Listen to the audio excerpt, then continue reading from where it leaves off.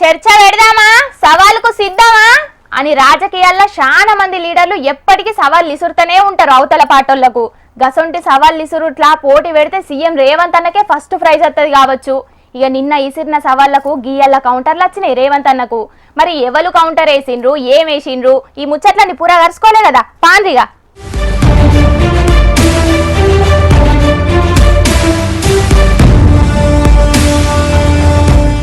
సెంటర్ల 12 ఏళ్ల మోదీ పాలన మీద, రాష్ట్రంలో కారుపాటి 10 ఏళ్ల పాలన మీద కూసుందామా అని రేవంత్ అన్న ఇసిరిన సవాల్ మీద పూపాటి కిషన్ రెడ్డి సారు, కారుపాటి కేటీఆర్ అన్న మాట్లాడిండ్రు. రేవంత్ అన్న సవాల్ మీద శాస్త్రం చెప్పి కారెడ్డం ఆడుకుంటా మరీ కౌంటర్ వేసిండు కేంద్ర మంత్రి కిషన్ రెడ్డి సారు. అయ్యా రేవంత్ రెడ్డి, చర్చకు సిద్ధమే, కానీ నువ్వు ఇచ్చినటువంటి హామీలు ముందు అమలు చేయి. ఎప్పటిలోపల రైతులకు ఇచ్చిన హామీలు అమలు చేస్తావు, ఎప్పటిలోపల స్కూటీలు ఇస్తావు, ఎప్పటిలోపల తులం బంగారం ఇస్తావు, ఎప్పటిలోపల రైతు భరోసా ఇస్తావు, కౌలు రైతులకు, రైతు కూలీలకు ఎప్పుడు డబ్బులు ఇస్తావు ముందు చెప్పు. ఆలు లేదు చూలు లేదు, కానీ ఈరోజు రేవంత్ రెడ్డి సవాలు విసురుతున్నాడు. చర్చిస్తాడట ఆయన పరిపాలన మీద. నీ పరిపాలన ఏం చర్చించాలి? నీ దగ్గర ఉన్నటువంటి డ్రైవర్ని అడిగితే, మీ ఆఫీసులో పనిచేస్తున్నటువంటి కార్మికులను అడిగితే, మీ ఆఫీసులో పనిచేస్తున్నటువంటి ఉద్యోగులను నడిస్తే, రేవంత్ రెడ్డి గారు మీ సెక్రటరీలో పనిచేస్తున్నటువంటి ఉద్యోగులను అడిగితే చెప్తా మీ పనితీరు ఏ రకంగా ఉందో.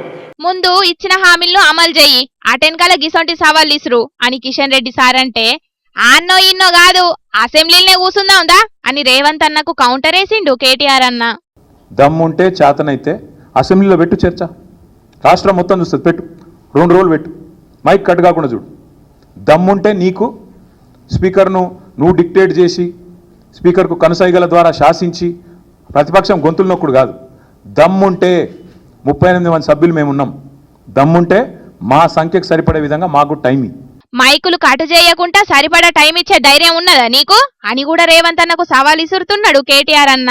ఇక ఇందిరమ్మ ఇండ్లున్న ఊళ్ళే షెయి పార్టీ చేస్తుంది, డబుల్ బెడ్రూమ్ ఇల్లున్న ఊళ్ళే కారు పార్టీ పోటీ చేయాలి అని రేవంత్ అన్న మాటలన్న మాటల మీద కూడా గిట్ల కౌంటర్ ఇచ్చిండు మాజీ మంత్రి కేటీఆర్ అన్న.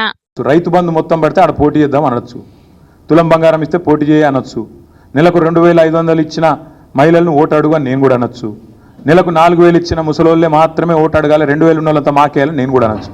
ఈ బజారు భాష, చీప్ టాక్టిక్స్, చిల్లర మాటలు, వీటితో ఇంకెన్ని రోజులు టైం పాస్ చేస్తారని నాకు అర్థం కాదు. రైతు భరోసా వడ్డోళ్లకే, తులం బంగారం వచ్చినోళ్లకే, 2500 అకౌంట్ల వడ్డ ఆడోళ్లకే, 4000 పెన్షన్ తీసుకున్న ముసలోళ్లకే ఓట్లడుక్కో మరి రేవంత్ అని కౌంటర్ ఎత్తున్నాడు కేటీఆర్ అన్న.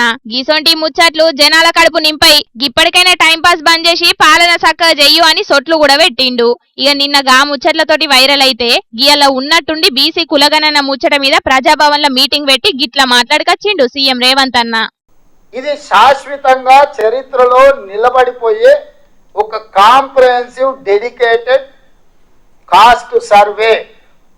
ఇందులో ఒక బీసీల లెక్క చేయలే, రెడ్డి లెక్క ఉంది, వెల్మోళ్ళ లెక్క ఉంది, కమ్మోళ్ళ లెక్క ఉంది, అయ్యగారుల లెక్క ఉంది, సేట్ల లెక్క ఉంది, చిన్న చిన్న మేరీ, ఇప్పుడు మా రాజేందర్ వచ్చిన మేరీ కాకపోతే ఆరకట్క కావచ్చు, చిన్న చిన్న మైన్యూట్ కులాలు, ఉప కులాలు కూడా మనం లెక్క తీసినాము. మా సంఘాలు చేసినోని నన్ను తిడతారేందా, చేనోని నిలబెట్టి లైన్లో నిల్చోబెట్టి లెక్కలు కట్టకుండా. ఇవాళ బీసీ సంఘాలకు నా విజ్ఞప్తి ఒకటి, ఇంత కష్టపడి మీకోసం తల బగల కొట్టుకొని మీకు ఏదో ఒకటి చేయాలా, మా నాయకుడు చెప్పిండు, దీన్ని ఎట్లో గట్లా ఒక పట్టాలు ఎక్కించాలని నేను ప్రయత్నం అయితే మళ్ళీ నన్నే రాళ్ళతో కొడుతారు. నష్టం మీకా నాకా?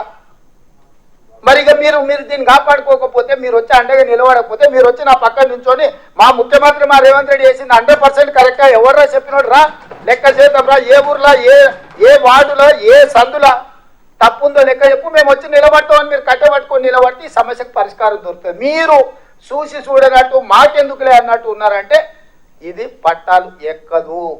దీన్ని మీరు కాపాడుకోండి. దీన్ని కాపాడుకోకపోతే ఇక నా శక్తి మేరకు నేను చేసిన, ఇక దీన్ని మీరందరూ కలిసి కంచేసి కాపాడుకోవాల్సిన సందర్భం వచ్చింది. దీన్ని కాపాడుకోండి. అయ్యో పాపం, బగ్గనే మనాది పెట్టుకున్నట్టున్నాడు కదా సీఎం రేవంత్ అన్న. గింతగానం తలకాయ వలకు కొట్టుకొని కులగనన ఎత్తే ఉల్టా నన్నే తిడుతున్నారేమయ్యా అని బీసీ సంఘాల మీదకి గరమైతున్నాడు. ఏందో ఏమో రేవంత్ అన్న, ఏం చేసినా కూడా ఏది ముంగట పడతలేదు, పంచాయతీలతోటే పాలనంతా ఒడిచేటట్టున్నది కదా అని అనబట్టి రుగ్గి ముచ్చట ఎరకైన తెలంగాణ పబ్లిక్.